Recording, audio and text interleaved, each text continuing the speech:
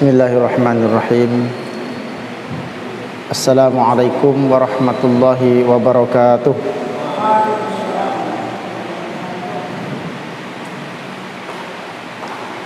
Bismillahirrahmanirrahim. Wassalatu wassalamu ala Rasulillah wa ala alihi wa ashabihi mabawalah. Asyhadu an la ilaha illallah wahdahu la syarikalah wa asyhadu anna Muhammadan abduhu wa rasuluhu la nabiyya wa rasula ba'dah wa la hawla wa la quwwata illa billah. Rabbi shrah li sadri wa yassir li amri wahlul 'uqdatam min lisani yafqahu qawli, amma ba'du. Para jamaah yang semoga sama-sama dimuliakan oleh Allah Subhanahu wa taala. Alhamdulillah, kita bersyukur kehadirat Allah Subhanahu wa taala atas segala nikmat karunia yang Allah berikan kepada kita. Allah limpah curahkan kepada kita tiada henti-hentinya. Sesungguhnya kalaupun kita kemudian merasakan ketidaknikmatan, kita mungkin ada yang ditimpa musibah, kalau kita mau meraba, kalau kemudian kita mau menghitung-hitung nikmat Allah yang kita rasakan, jauh lebih banyak nikmat Allah itu kepada kita. Tidak pernah mungkin Allah Subhanahu wa taala itu menzalimi hamba-hambanya. Tidak pernah mungkin Allah Subhanahu wa taala itu apalagi sampai keliru di dalam menetapkan takdirnya, membuat keputusan-keputusan kepada kita, sehingga tidak layak bagi kita untuk mengeluhkan apa yang ditimpakan oleh Allah Subhanahu wa taala kepada kita. Ini diantara sebab kita sulit bersyukur kepada Allah, padahal nikmat Allah itu banyak, karena kita lebih banyak mengingat-ingat, memandang segala yang tidak enak, mengingat-ingat, memandang musibah yang menimpa kita, sehingga kemudian kita lupa bersyukur kepada Allah Subhanahu wa taala. Bahkan tidak sedikit orang yang kemudian menghujat Allah, baik dengan lisannya, dengan perbuatannya, atau dengan hatinya, terbetik di dalam hatinya, ke Allah ini tidak adil, padahal nikmat Allah itu besar. Oleh sebabnya lah ketika kita selesai sholat itu kita disunnahkan untuk berzikir. Di antara zikir yang disunnahkan oleh Rasulullah SAW, diajarkan kepada kita, yakni membaca tasbih subhanallah 33 kali, hamdalah 33 kali, baru kemudian takbir 33 kali. Mengapa kemudian tasbih dulu?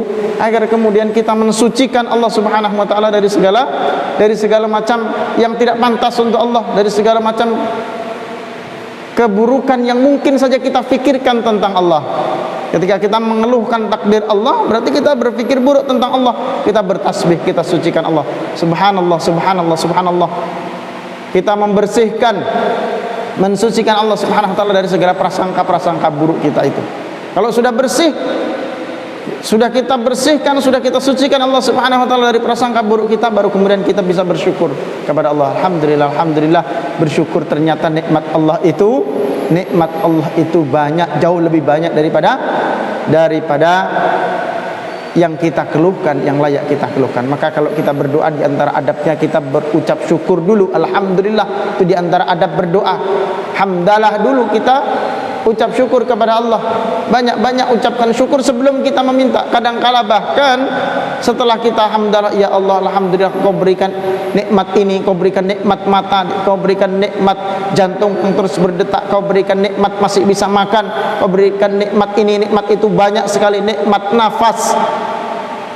Setelah kita kemudian mensyukuri nikmat-nikmat itu, rasa-rasanya kemudian bahkan kita malu untuk mengeluhkan apa yang ingin kita keluhkan, mengeluhkan sakit kita, musibah kita, karena begitu besar nikmat Allah yang diberikan kepada kita.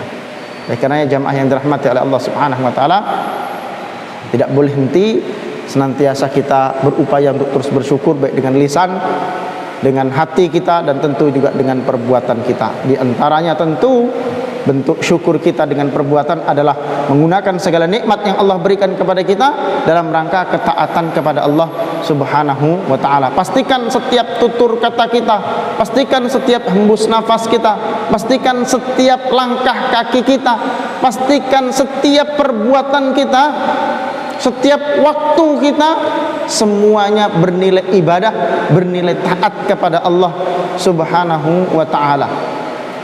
Untuk memastikannya jemaah yang dirahmati Allah, itulah sebabnya kita penting untuk menuntut ilmu, supaya kita bisa memastikan bahwa setiap detik, setiap waktu, setiap perbuatan, setiap langkah kita itu sudah sesuai dengan maunya Allah, ajarannya Rasulullah sallallahu alaihi wasallam, sudah sesuai dengan kehendak Allah, sehingga bernilai ibadah, bernilai ketaatan kepada Allah Subhanahu wa ta'ala. Itulah sebabnya jemaah yang dirahmati Allah, kita senantiasa berupaya untuk menghidupkan majelis-majelis ilmu, berupaya pula kita untuk hadir ke majelis ilmu. Ketika kita tahu ada orang-orang yang alim, orang-orang yang berilmu, datang kepadanya, hadir di majelisnya untuk kemudian mendapatkan ilmu. Tentu ilmu yang bersumber daripada Al-Quran dan As-Sunnah, ilmu yang bersumber daripada Allah dan Rasulnya. Kedua kalinya salawat dan salam tak boleh lupa kita haturkan kepada junjungan kita Nabi Allah Muhammad sallallahu alaihi wasallam. Salawat kita kepada Rasul adalah doa kita kepada Rasulullah, doa agar Allah Subhanahu wa ta'ala senantiasa melimpahkan rahmatnya kepada beliau. Tetapi jamaah yang dirahmati Allah, jangan keliru, jangan salah faham, jangan menyangka bahwa Rasul itu masih membutuhkan doa dari kita untuk mendapatkan keselamatan, untuk mendapatkan rahmat. Apakah itu artinya Rasul belum dijamin mendapat rahmat, Rasul belum dijamin mendapat selamat? Bukan. Justru kitalah yang sesungguhnya membutuhkan solawat itu. Sebab kata Nabi sallallahu alaihi wasallam, siapa yang bersolawat satu kali kepada Rasul, kepadaku, kata Rasulullah, maka Allah Subhanahu wa ta'ala akan membalas untuk kita, untuk yang bersolawat itu 10 kali.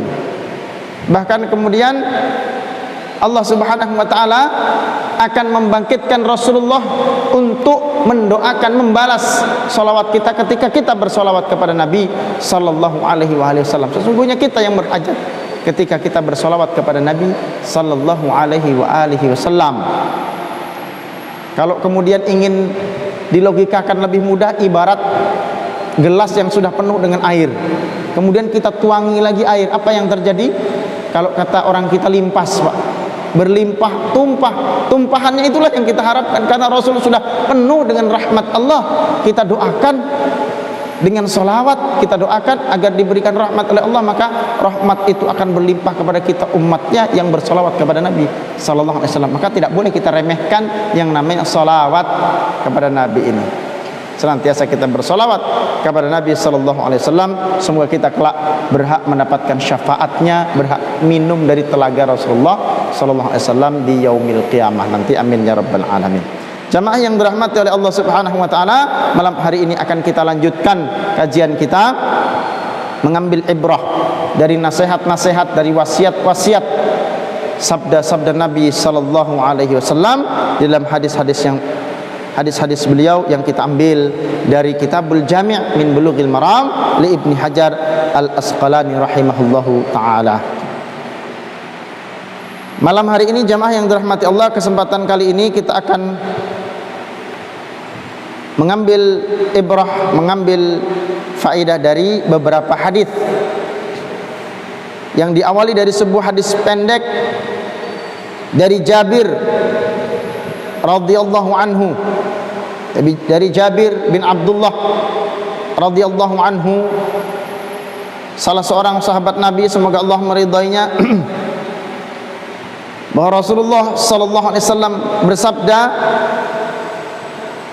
kata beliau, kullu ma'rufin sadaqah, seluruh perbuatan baik itu merupakan sedekah. Akhrajahul Bukhari, hadis ini diriwayatkan oleh Imam Bukhari.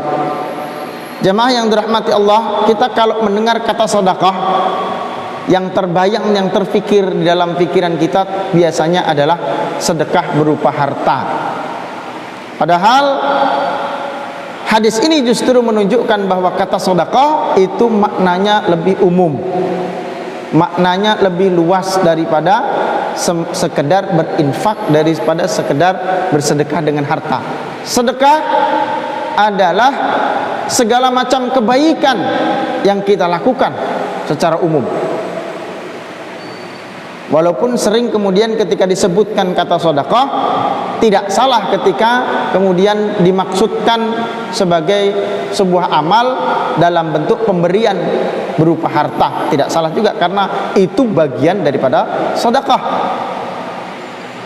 Secara spesifik kalau pemberian amal yang berupa pemberian kepada orang lain, amal berupa pemberian berupa harta, maka disebut dengan infak. Nah, itu spesifik. Kalau infak itu berupa harta. Infak ini sendiri kemudian juga terbagi lagi, ada infak yang sifatnya ditentukan, kewajibannya ditentukan, hukumnya wajib dan kemudian ditentukan waktu dan takarannya, jumlahnya, itu disebut dengan zakat. Ditentukan kapan waktu ditunaikannya, kapan jumlah ditunaikannya. Sedangkan kalau infak secara umum termasuk zakat, ada juga infak yang kemudian tidak ditentukan baik waktu maupun takarannya. Sedangkan sedekah ini jauh lebih luas lagi, ya, jauh lebih luas lagi sedekah ini. Di dalam hadis yang lain kata Nabi SAW, wa kullu tasbihatin sadaqah. Setiap tasbih adalah sedekah. Kita bertasbih subhanallah subhanallah itu sedekah, kata Nabi SAW. Wa kullu tahmidatin sadaqah. Dan setiap tahmid, ucapan hamdalah, alhamdulillah, alhamdulillah, itu juga sedekah. Wa kullu tahlilatin sadaqah. Setiap tahlil, ucapan la ilaha illallah, la ilaha illallah, itu adalah sedekah. Wa kullu takbiratin sedekah. Dan setiap takbir itu adalah sedekah. Wa amrum bil ma'rufi sedekah. Dan kita menyuruh, mengajak orang kepada perbuatan baik, itu adalah sedekah. Wa nahyun anil munkari sedekah. Dan melarang orang dari perbuatan mungkar, melarang orang, mencegah orang dari perbuatan buruk, itu juga sedekah. Mendidik anak kita, menyuruh anak kita buat baik, itu sedekah. Itu bagian daripada sedekah. Menyuruh anak kita punya anak, menyuruh, mengajarkannya sholat, sedekah. Melarangnya berbuat keburukan, sedekah. Maka dari sini kita kemudian tidak membatasi, tidak perlu membatasi bahwa sedekah itu hanya untuk orang kaya saja. Oh, saya nanti sedekah kalau sudah kaya, ya. Karena sedekah itu bentuknya bermacam-macam. Bahkan mohon maaf, seorang suami mendatangi istrinya, ya, kata Nabi sallallahu alaihi wasallam, wa fi bud'i ahadikum sadaqah. Engkau menggauli istrimu, mendatangi istrimu, itu adalah sedekah. Ya. Sedekah kita kepada istri. Dalam hadis yang lain kata Nabi sallallahu alaihi wasallam, ta'dilu baina tsnaini sadaqah. Engkau mendamaikan dua orang yang sedang berseteru, itu sedekah. Ada orang bertengkar, ada orang berselisih, kita mendamaikannya, itu sedekah. Itu sedekah yang besar juga, tidak boleh juga diremehkan pahalanya. Kata Nabi dalam hadis yang lain, wa tu'inur rajul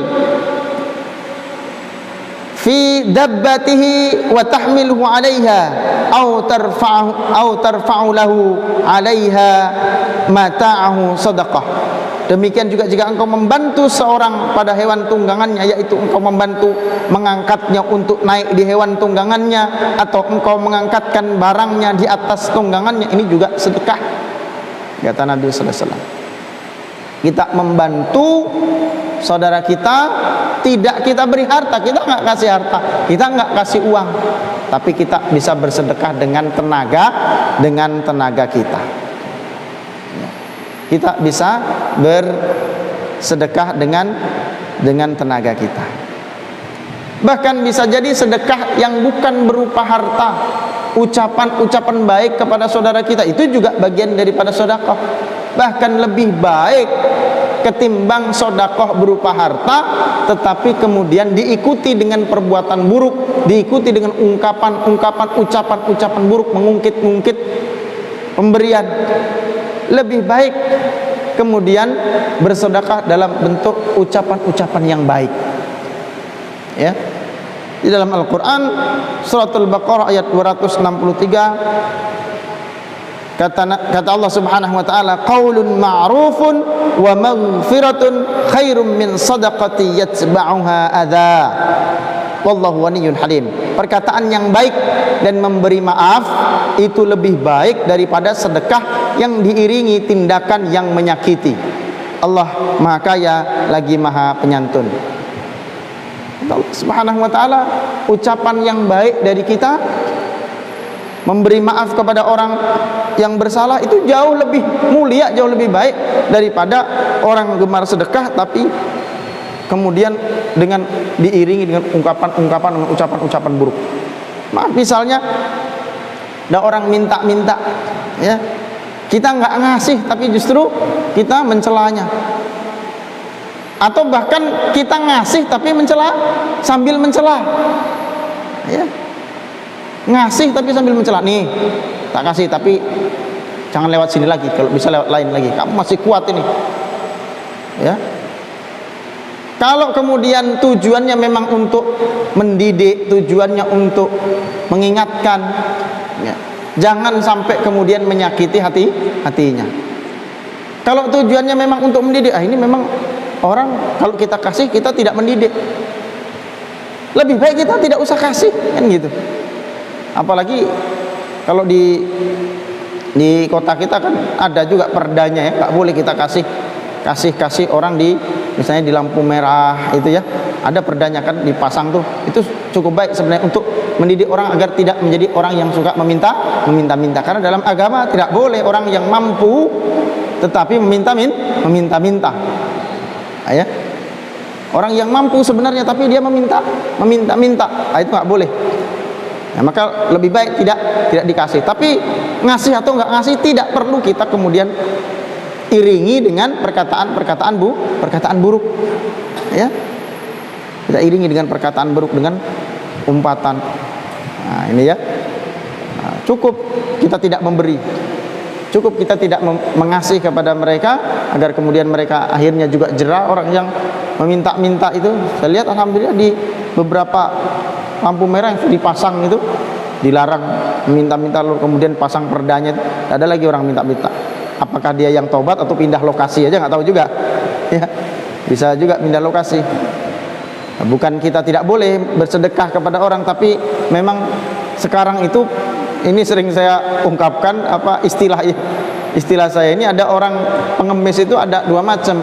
Ada pengemis kondisional yang karena kondisi dia meminta, karena memang keadaan, karena tidak mampu. Ada lagi pengemis profesional, Pak, ya. Pengemis ini bukan karena dia tidak mampu, tapi karena memang profesinya itu kalaupun diciduk nanti dipulangkan, dirumahkan, balik lagi dia ke situ karena memang profesinya itu, karena dia merasa nyaman dengan profesi itu. Ya bagus juga kalau kemudian ada aturan agar tidak memberikan kepada pengemis itu. Nah, cuma mudah-mudahan perda seperti itu tidak memberi kepada pengemis di jalan, tapi diiringi juga dengan upaya untuk mencari di mana ada orang-orang yang memang membutuhkan, supaya kemudian kita berikan bantuan, kita berikan sedekah. Jangan sampai kemudian dilarang memberi orang meminta-minta, tapi tidak ada upaya juga untuk menolong orang yang kesusahan. Ya. Apalagi di masa seperti saat ini, ya.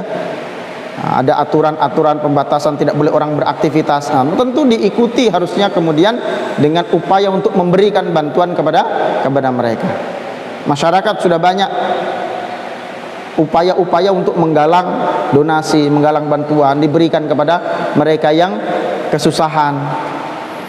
Karena akibat pandemi ini, efek daripada pandemi, ada pembatasan aktivitas. Nah, tinggal kemudian harapannya mereka-mereka yang kemudian pemangku kebijakan, para pemimpin itu kemudian juga menyadari ketika mereka memimpin rakyatnya, masyarakatnya membutuhkan pertolongan, membutuhkan bantuan, mereka juga harus bertanggung jawab. Nah, ini jamaah yang dirahmati oleh Allah Subhanahu wa taala, kita juga semua kita akan ditanya ketika ada saudara kita yang kesusahan, ketika ada saudara kita yang membutuhkan. Kita mampu tapi kemudian kita tidak memberikannya. Kita tahu dan kita mampu kemudian kita tidak membantunya. Nanti di akhirat kita akan ditanya. Apalagi kalau sampai kita adalah seorang pemimpin. seorang pemimpin, seorang pemangku kebijakan sampai membuat kebijakan justru yang disengaja atau tidak disengaja, apalagi sampai disengaja, membuat orang tertindas, membuat orang kemudian kesusahan, maka itu akan diminta nanti pertanggungjawabannya di akhirat. Ya. Nah, ini tentu penting bagi kita untuk mengingatkan juga kepada para pemimpin. Kita tidak perlu juga mencaci maki pemimpin itu, karena nggak ada gunanya juga kita caci maki, nak tobat juga kan. Kalau memang ada yang zalim itu, kepada yang zalim kita ingatkan. Kalau kita tidak ingatkan, kalau sudah kita ingatkan tapi kemudian tidak berubah, kita doakan. Doakan mudah-mudahan Allah Subhanahu wa taala berhidayah. Mudah-mudahan segera bertobat, mudah-mudahan segera kemudian kembali ke jalan yang benar, berikan hak kepada mereka yang berhak. Atau kalau kemudian dia meneruskan kezalimannya, mudahan Allah Subhanahu wa taala memberikan celaka kepadanya. Boleh tidak mendoakan kecelakaan kepada orang zalim? Boleh, ya. Kepada orang yang terus berbuat zalim agar menghentikan kezalimannya, agar Allah Subhanahu wa taala menimpakan kecelakaan kepadanya agar berhenti dari kezalimannya. Boleh saja. Tapi mudah-mudahan orang-orang yang memang kemudian zalim kepada siapa saja segera diberikan oleh Allah Subhanahu wa taala taubat agar kemudian mengembalikan hak-haknya.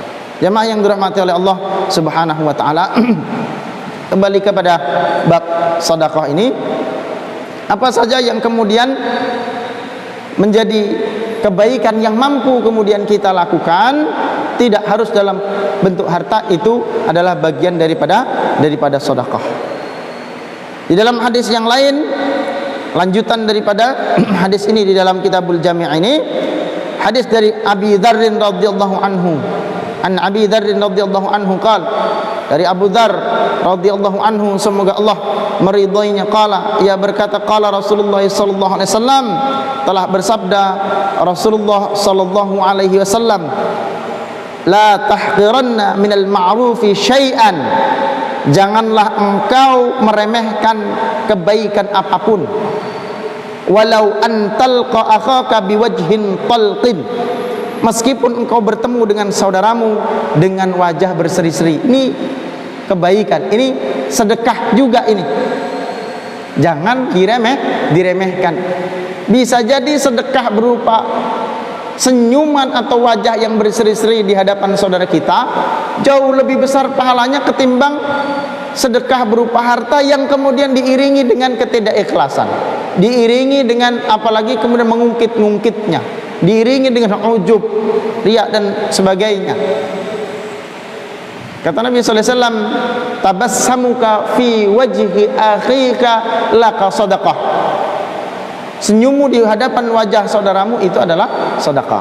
Nah, ini tadi menunjukkan sedekah itu lebih luas daripada sekedar pemberian berupa harta.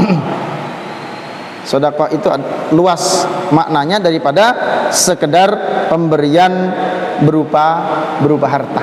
Senyum itu juga sedekah. Ya. Makanya kotak yang keliling itu dikasih tulisan kotak infak, bukan kotak sedekah. Soalnya kalau kotak sedekah lewat disenyumin aja. Ini kan sedekah juga, tapi bagus juga, ya. Kalau memang nggak punya uang, jangan lupalah senyum kita, ya. Ya, ini sudah nggak ngasih uang, nggak punya uang, nggak sedekah harta kepada orang, mukanya cemberut aja. Ya kalau sakit gigi bilang sama kawannya, jangan nampakkan muka yang tidak enak wajahnya. Kita kalau melihat orang senyum itu kan senang juga, Pak. Dan senyum itu menular, Pak. Kalau kita lihat kawan kita bertemu, salaman, senyum dia, pasti kita senyum juga. Ya. Nggak percaya ada orang, walaupun sebagian mungkin ya, kalau ada orang yang disenyumi lalu tidak balik senyum, nah itu 1001 barangkali. Itu masalahnya berat betul dalam hidupnya itu. Ya. Orang kalau ketemu kita, ya, saya ketemu orang dari jauh nih, saya lihat ada orang wajahnya nggak enak, wajahnya seram gitu ya, mungkin ya wajahnya karena mungkin ya model potongan wajahnya memang begitu sangar. Saya udah siap-siap ini. Nah, ini kira-kira bisa senyum enggak nih orang, dari jauh sudah. Ada orang Pak begitu didekati Pak, senyum, dianggukin, enggak malas Pak. Biasanya kalau kita kan umumnya begitu kita sapa Pak, begitu oh kita langsung ya begitu ya. Ada juga pernah ketemu orang yang begitu kita anggukin, ya nggak tahu ya apakah dia tidak sadar ataukah memang beban hidupnya berat tadi itu, ya. Tapi saya kalau ketemu berhadapan orang seperti itu, saya senyumin. Senyum sekali nak senyum, makin lebar senyum. Pokoknya gimana caranya orang ini senyum. Akhirnya senyum juga, walaupun mungkin terpaksa dia. Tapi bagus Pak, lihat nah, wajah kayak gini kan enak. Soalnya kalau kita ketemu senyum sama orang, terus orang tuh nggak balas senyum Pak, wah, itu sampai beberapa meter kita jalan terbayang di dalam pikiran kita, ini orang kenapa ini. Tapi begitu senyum, enak juga, hidup kita tuh jadi enak. Dan kebanyakan umumnya kalau kita tersenyum kepada orang lain, pasti orang yang kita senyum itu juga tersenyum kepada kita. Dan senyum itu enak, indah kita memandang orang tersenyum itu. Makanya Nabi SAW sampai menyabdakan seperti itu. Senyum kita kepada saudara kita itu sedekah. Kata Nabi SAW, la tahqiranna, jangan engkau meremehkan minal ma'rufi syai'an, sekecil apapun kebaikan. Salah satu contoh kebaikan kecil itu adalah ketika berjumpa dengan orang lain, menampakkan wajah yang berseri-seri, menampakkan wajah penuh senyuman, ya, senang kita. Ini salah satu, kalau kita ingin menjadi orang yang dicintai oleh orang lain, perbanyak senyum kalau ketemu orang lain, ya. Kalau kita ngobrol dengan orang lain, senyum diantaranya. Begitu dia ngomong, kita senyum, ya. Kita senyum. Respon pertama ketika kita senyum, senang dia. Maka dia akan merasa nyaman ngobrol dengan kita, ya, bersengkrama dengan kita, senang dia, ya. Walaupun tentu tidak sepanjang ngobrol itu senyum, mentang-mentang senyum terus ngobrolnya senyum. Soalnya yang diobrolkan ini kan topiknya nggak selalu senang. Pas dia lagi cerita, aduh Pak, ini saya habis kena musibah, kita senyum, ya Pak, baguslah Pak kena musibah, ya. Nabi itu kalau ngobrol dengan orang lain, ini kita ambil contoh dari akhlak Nabi SAW. Nabi selalu memandang wajah orang itu. Nabi tidak pernah membelakangi, menyampingi orang mengobrol dengan sengaja. Kalau orang manggil Nabi SAW, Nabi langsung membalikkan semua badannya. Nabi kalau ada yang panggil, tidak noleh kepalanya aja Pak, tapi Nabi balikkan semua badannya, menunjukkan Nabi itu perhatian kepada orang yang diajak bicara, memberikan perhatian penuh, ya. Nah, ini sekarang Pak, ini dianalisis oleh para pakar psikologis, ya, kemampuan untuk bersikap baik kepada orang lain dengan tujuan agar orang lain mencintai kita, menyukai kita, dan kemudian dikembangkan akhlak-akhlak, sikap-sikap seperti ini untuk mendapatkan kesuksesan dalam kehidupan, sukses dalam bisnis, ya. Coba sekarang sunnah-sunnah ini Pak dipakai untuk cari duit Pak, ya. Sunnah-sunnah ini pakai cari duit. Lihat Bapak masuk ke bank, masuk ke supermarket, itu yang dipakai sunnah semua Pak. Begitu datang, kita belum ngomong apa-apa, dia sudah bilang selamat datang kakak. Nggak peduli jenggotan, kumisan Mbak, rambut putih semua dipanggil kakaknya. Selamat datang kakak, silahkan, selamat berbelanja. Senyum nggak dia Pak? Senyum, ya. Itu yang di bank itu, begitu kita mau nabung, kita pokoknya mau urusan apa, bahasanya lembut, senyum dahulu ditampakkannya, ya. Senyum ditampakkannya. Untuk apa itu? Untuk apa? Untuk mendapatkan keuntungan dunia. Dan itu ada trainingnya Pak. Yang begitu-begitu itu ada trainingnya, ada pelatihan-pelatihannya, bagaimana kemudian memberikan layanan kepada orang lain agar kita dicintai oleh orang lain. Padahal itu semua sunnah sudah diajarkan oleh Nabi SAW. Kalau ngobrol sama orang, ya, itu biasanya karyawan marketing, pemasaran itu diajari itu Pak. Bagaimana kalau ketemu orang ngobrol jangan menyamping, harus di hadapan. Lalu kemudian perhatikan wajahnya, supaya apa? Supaya yang kita ajak bicara itu merasa dianggap oleh kita. Kita kan kalau lagi ngomong, yang bicara itu kemudian yang kita ajak bicara itu menganggap kita penting, senang kita, ya, senang kita, banyak kita ngobrol gitu ya. Akhirnya Pak, setelah kemudian kita tersenyum, bahkan ada teorinya kalau ngomong itu, kalau mendengarkan orang bicara itu setiap 3 detik sekali kita anggukkan kepala. Nah, itu ada teorinya itu, ya. Maksudnya apa? Menunjukkan antusiasme kita kepada mereka, kepada yang bicara itu, sehingga yang bicara itu betah akhirnya bicara dengan kita. Itu diajarkan di training-training. Orang-orang kafir pun belajar itu, padahal di dalam sunnah sudah ada. Nabi kalau bicara ya mendengarkan, kalau orang sudah selesai bicara baru gantian bicara. Nah, itu yang dicontohkan oleh Nabi sallallahu alaihi wasallam. Tidak ada orang bertemu Nabi ya lalu kemudian kesannya nggak baik, nggak ada. Karena Nabi begitu ketemu orang wajahnya selalu berseri-seri. Ya. Jangan kemudian kita meremehkan, walaupun ini kita anggap perkara kecil. Kita punya kawan yang selalu berseri wajahnya, selalu tersenyum. Kita ingat terus itu senyumannya itu, ya. Sebagaimana juga kalau kita punya kawan, ketika berjumpa mahal betul senyumannya, kita juga akan ingat terus, dan ingatannya tidak baik. Ya. Senyum itu tidak bayar. Jangan kemudian pelit-pelit senyum. Dan orang Islam jauh dari sekedar untuk mendapatkan balasan berupa balasan duniawi. Senyuman bukan semata untuk menyenangkan orang lain, bukan semata untuk mendapatkan balasan daripada orang lain.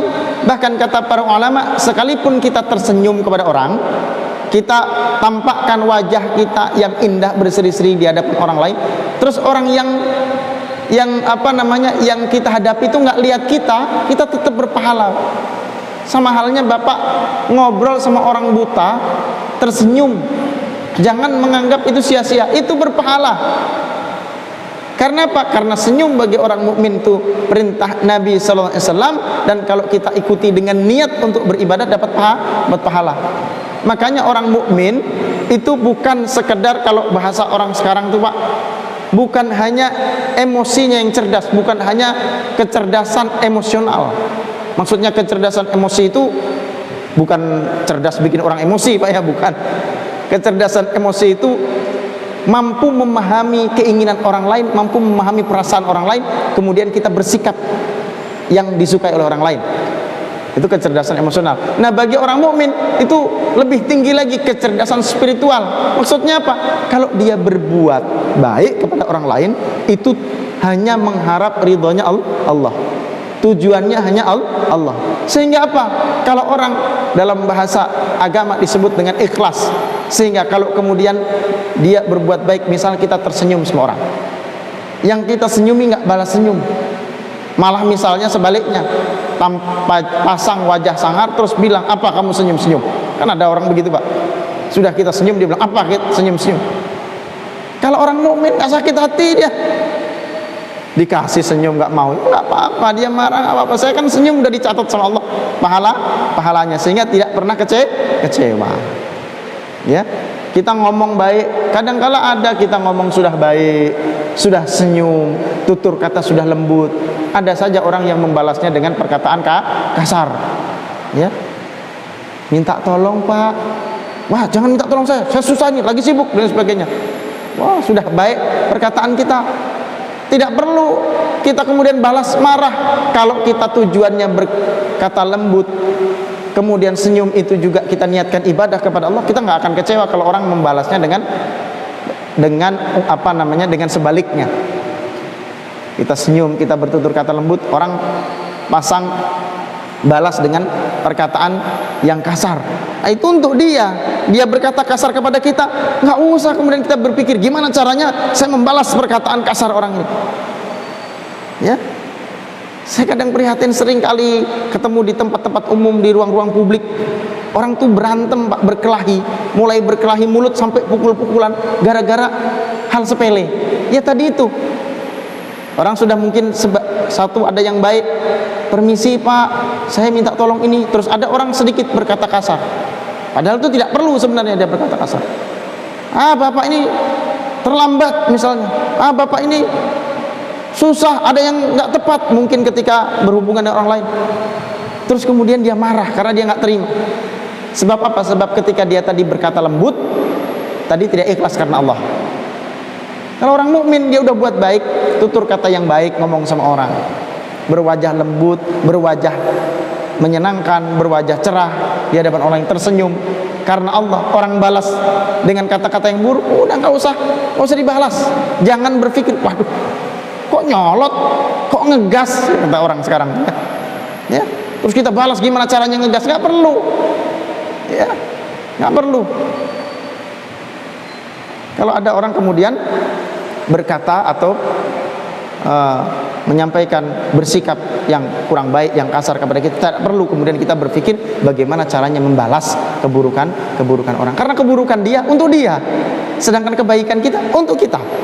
Ya, tidak akan pernah tertukar.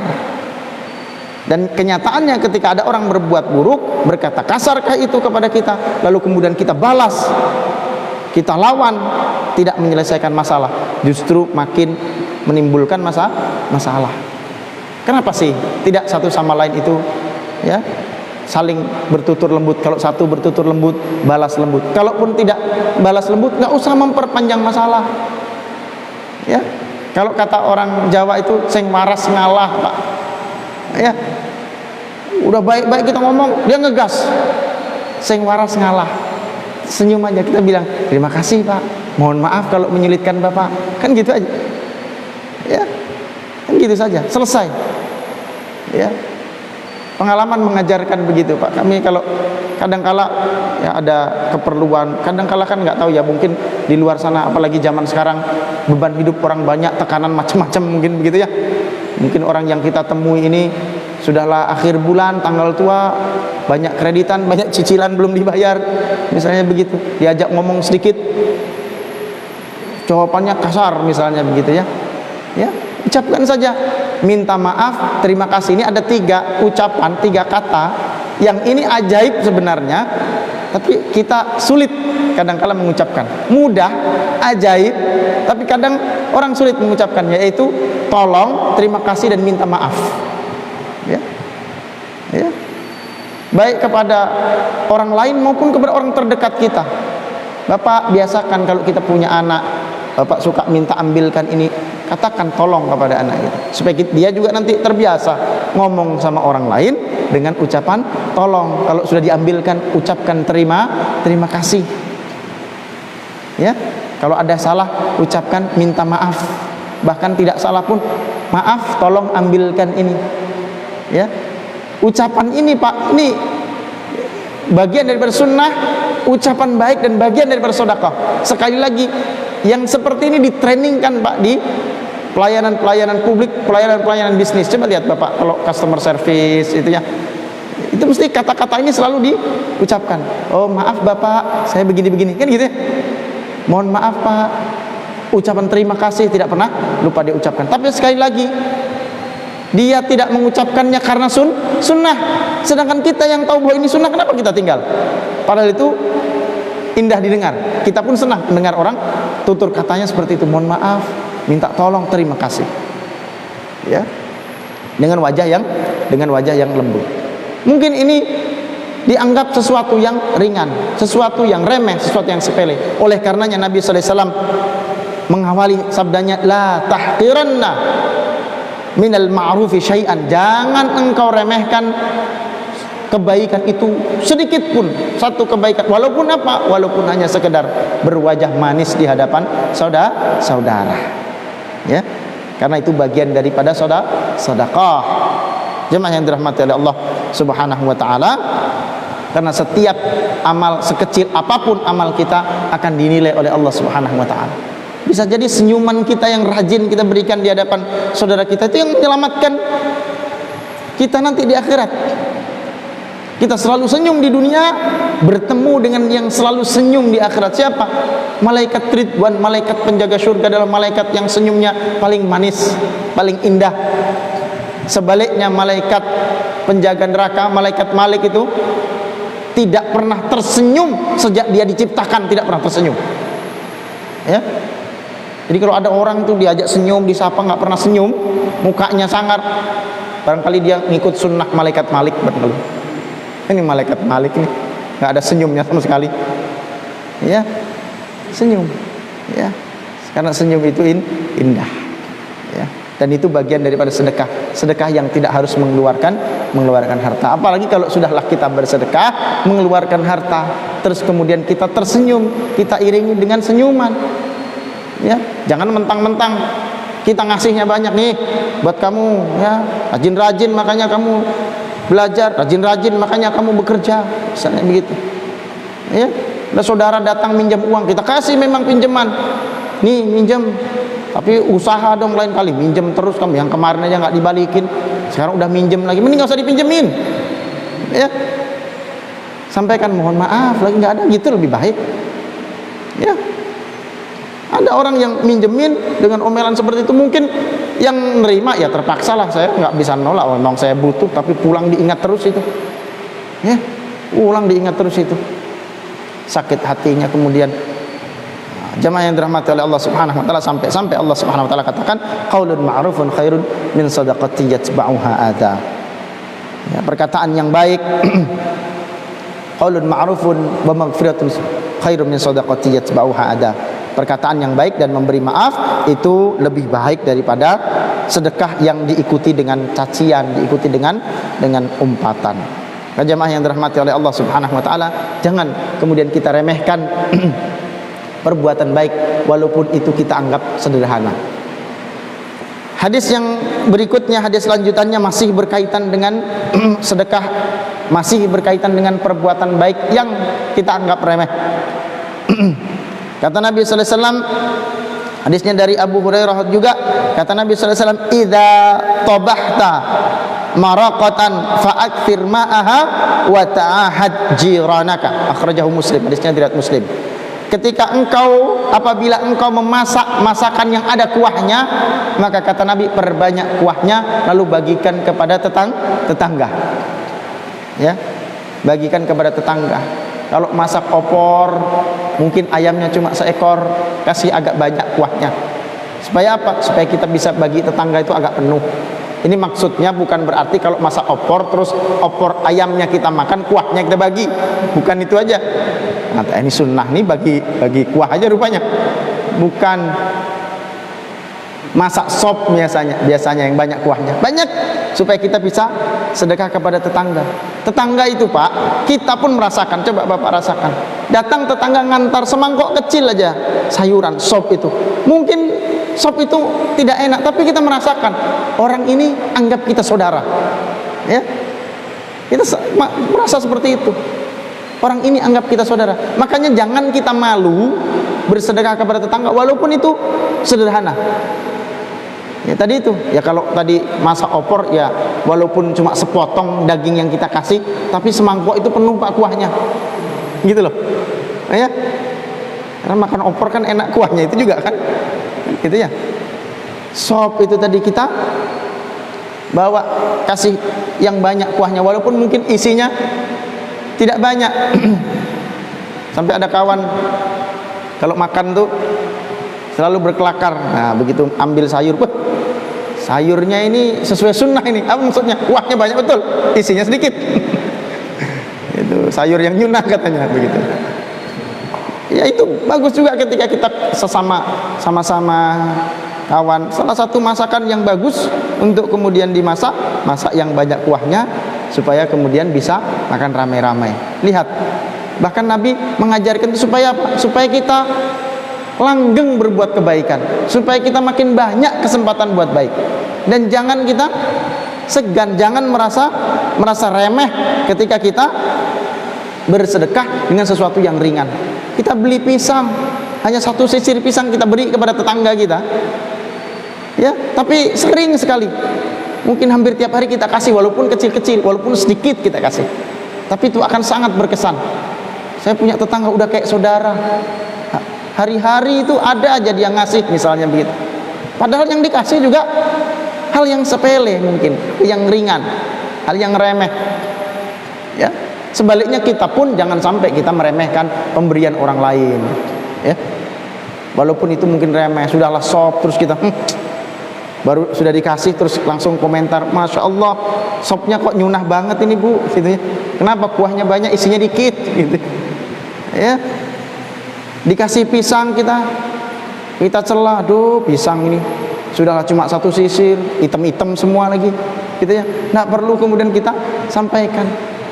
Nabi SAW katakan tahadu tahabu, sering-seringlah saling memberi hadiah, maka akan tumbuh rasa sayang, rasa cinta antar sesama saudara. Sekali lagi, nggak harus besar.